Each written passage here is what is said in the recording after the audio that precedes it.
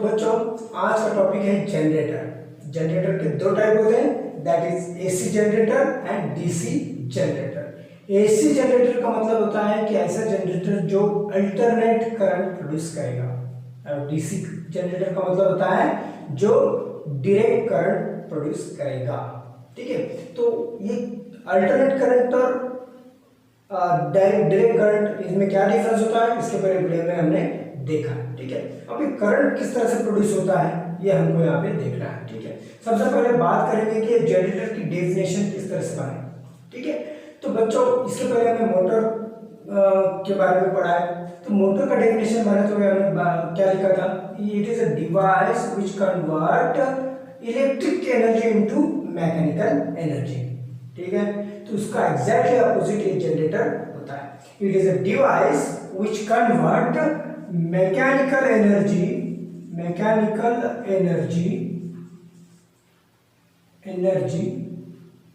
Into electric energy. ठीक है बच्चों, बहुत आसान सा इसका डेफिनेशन है। Mechanical energy is converted into electric energy, such device is called as generator. लेकिन बात करेंगे एसी जनरेटर, तो यही डेफिनेशन है बच्चों, इसके आगे सिर्फ ये लिखना है कि in the form of AC current is called as AC generator. It is a device which converts mechanical energy into electric energy in the form of AC current. और वही सेम यहाँ पे it is a device which converts mechanical energy into electric energy in the form of DC current. ठीक है, बहुत simple definition है। किसी की भी डेफिनेशन पूछ जाए तो ऐसा लिखना है। चलो अभी ये जो जनरेटर है इसका प्रिंसिपल कौन से प्रिंसिपल पे रन होता है, तो बच्चों इसका प्रिंसिपल होता है इलेक्ट्रोमैग्नेटिक इंडक्शन,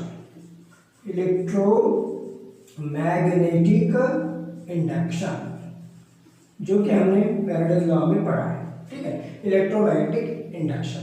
तो इसमें क्या होता है कि जो जनरेटर की कॉइल होती है, कॉइल ऑफ जनरेटर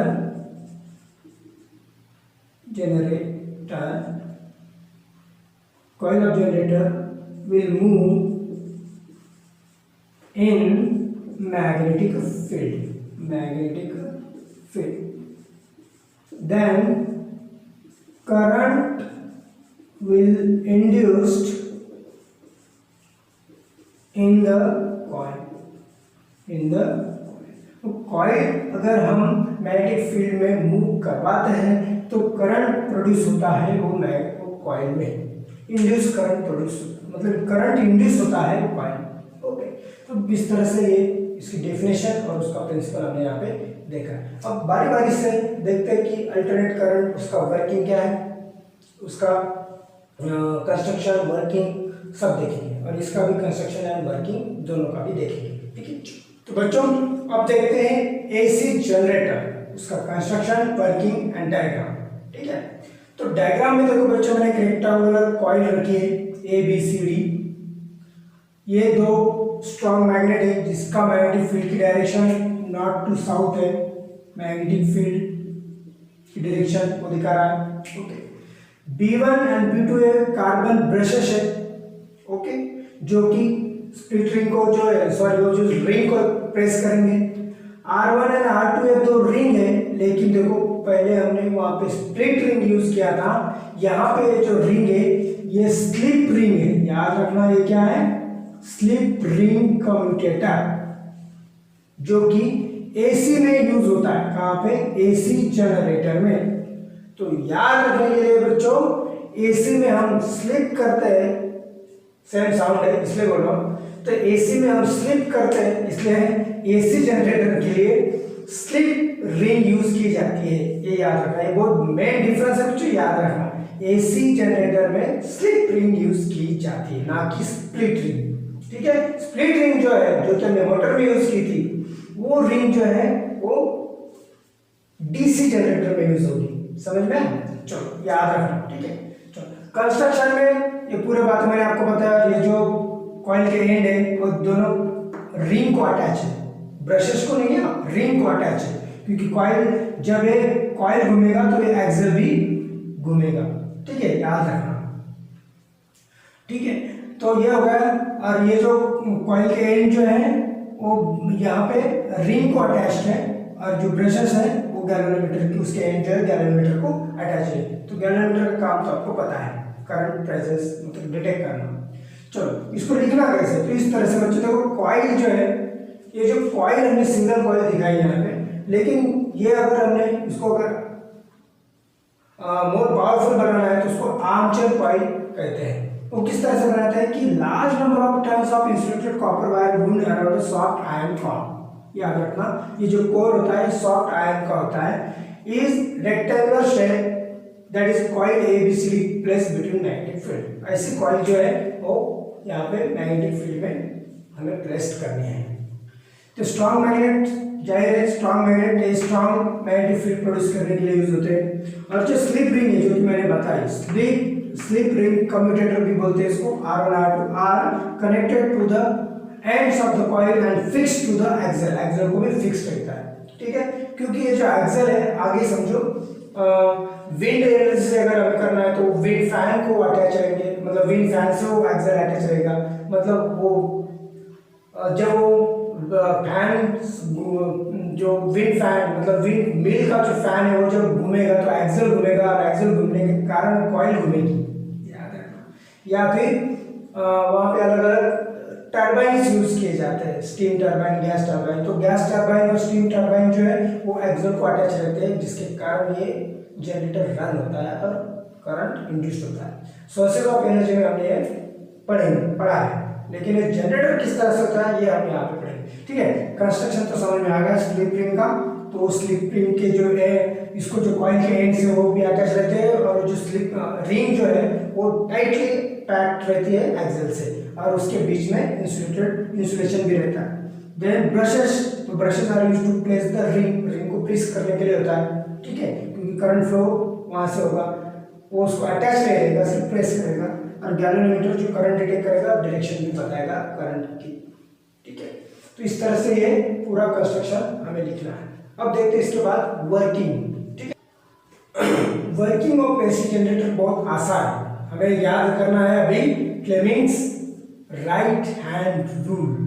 देखो बच्चों, क्योंकि इसमें हमें मोशन ऑफ कंडक्टर पता है, direction of motion of conductor पता है, क्योंकि वो हम मैकेनिकल एनर्जी चाहिए उसको क्या करने वाले, रोटेट करने वाले। किसको, ये जो कॉइल है इसको, मतलब ये जो कॉइल है, ये कंडक्टर है, ये कंडक्टर की डायरेक्शन हमें पता है।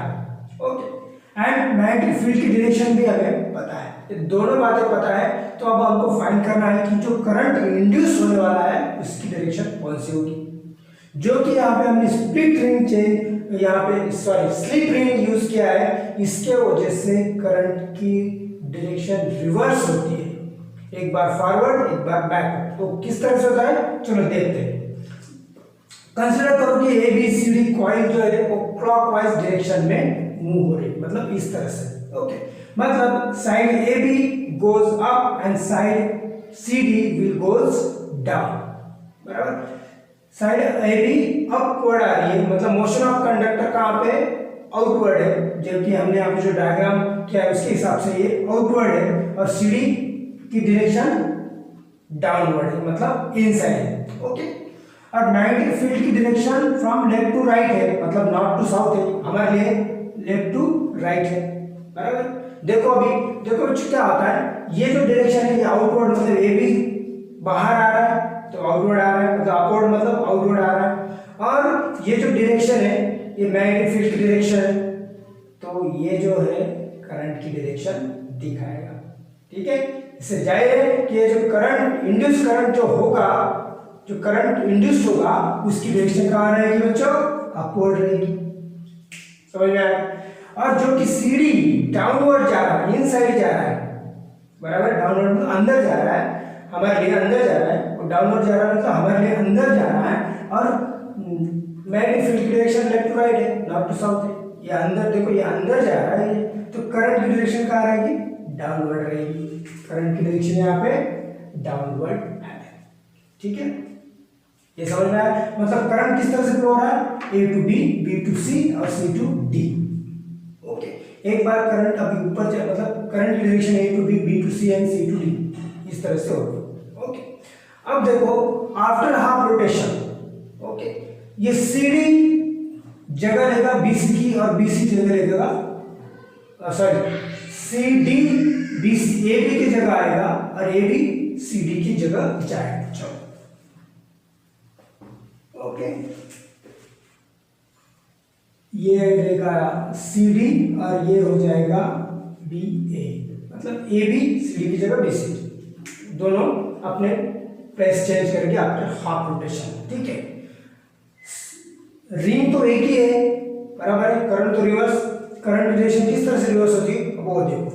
ठीक है, अब क्या होगा, आप पहले इसमें करंट का अपवर्ड जाएगा। अब देखो, अब ये जो सी डी जो है, सी डी कहाँ आ रहा है, सी डी अपवर्ड आएगा क्योंकि रोटेशन होकर सी डी इधर आ गया है, बराबर, सी डी आएगा अपवर्ड और ये जाएगा डाउनवर्ड, मतलब सी डी में कहाँ अपवर्ड डायरेक्शन और बी ए में डाउनवर्ड डायरेक्शन। जो कि पहले बी ए में अपवर्ड डायरेक्शन था वो अब बी ए में क्या हो रहा है, मतलब ए भी पहले अपवर्ड डायरेक्शन दिख रहा था, अब वो डाउनवर्ड डायरेक्शन दिखा रहा है, और सी डी जो कि डाउनवर्ड डायरेक्शन दिखा रहा था वो अब अपवर्ड डायरेक्शन दिखा रहा है।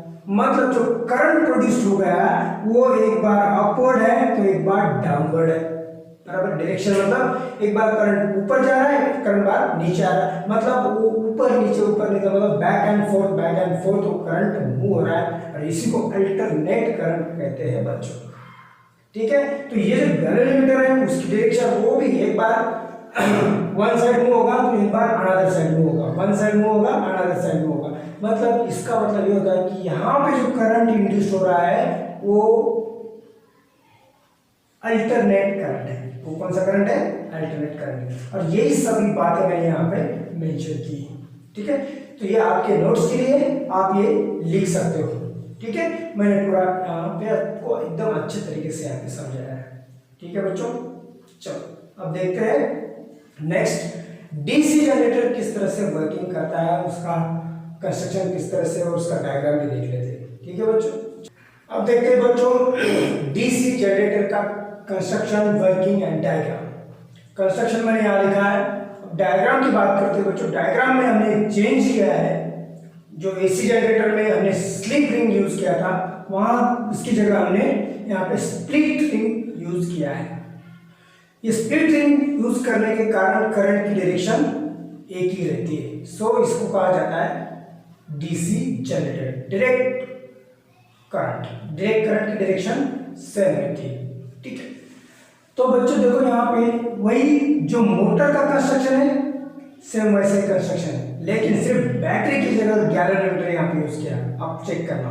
ठीक है, ये NS स्ट्रॉन्ग मैग्नेट है जिसके बीच में ABCD कॉइल हमने रखी है, इसको नाम देंगे हम A B C और D।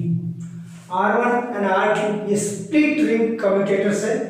ओके, जिसको वन एंड जो है जब बोथ एंड है इसके कॉइल के बोथ एंड्स उसको कनेक्ट रहते हैं, एंड R1 एंड R2 जो स्प्लिट रिंग है वो फिक्स रहती है एक्सल के ऊपर, और उसके बीच में एक्सल और रिंग के बीच में इंसुलेशन रहता है। ठीक है, क्योंकि करंट एक्सल में न जाए इसलिए। ठीक है, देन B1 B2 ब्रशेस है जो कि स्प्लिट रिंग को क्या करेंगे, प्रेस करेंगे, जिसके कारण करंट तो फ्लो होगा, लेकिन वो जो वायर बाकी का जो वायर जो है, ये जो कंडक्टर रिमेनिंग कंडक्टर है वो रोटेट नहीं होगा।